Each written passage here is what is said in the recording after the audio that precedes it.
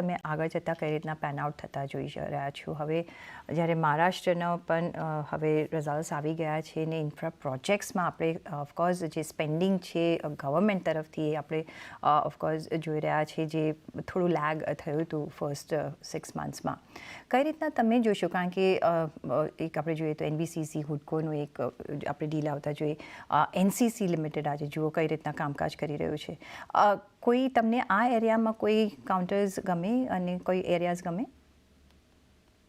જો Preeti, again usual disclosure, I think કે infrastructure companies છે એ લોકોના પ્રોસ્પેક્ટ સારા છે, અને જે રીતના ઓર્ડર બુક પોઝિશન છે અને જે રીતના પ્લાનિંગ થઈ રહ્યું છે ઇન્ડિયામાં અને અમુક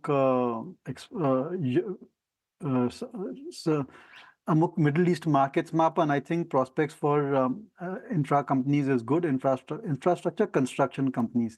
તો I would say with usual disclosure L&T દરેક પોર્ટફોલિયોમાં હોવું જોઈએ as a part of core holding. એ સિવાય we have got investment in ITD cementation. તો અડાની ગ્રુપ કંપની થઈ જશે તો આઈ થિંક ઘણો ફાયદો થશે ITDને. અને PSP પ્રોજેક્ટ પણ બીજી અડાની ગ્રુપ કંપની છે, કારણ કે Adani themselves are one of the big infrastructure creators.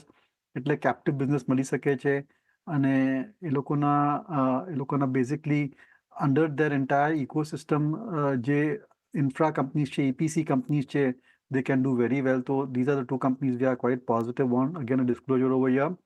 એ ઉપરાંત I think on the whole one can remain overweight on the EPC companies, અને પ્રાઇવેટ કેપેક્સ પણ ઇમ્પ્રૂવ થઈ રહ્યું છે. તો જે એન્જિનિયરિંગ કંપનીઝ છે, ઇલેક્ટ્રિકલ કંપનીઝ છે, એ લોકોના પણ પ્રોસ્પેક્ટ સારા છે. The likes of Cummins India, Kirloskar oil engine, electrical companies like Kalpataru છે કે KEC ઇન્ટરનેશનલ છે. I think their prospects are also good. એટલે આખું આ જે કેપિટલ ગુડ સ્પેસ છે, whether it is engineering, procurement, construction કે electrical engineering companies જે actually equipment બનાવે છે, one should definitely be overweight over there.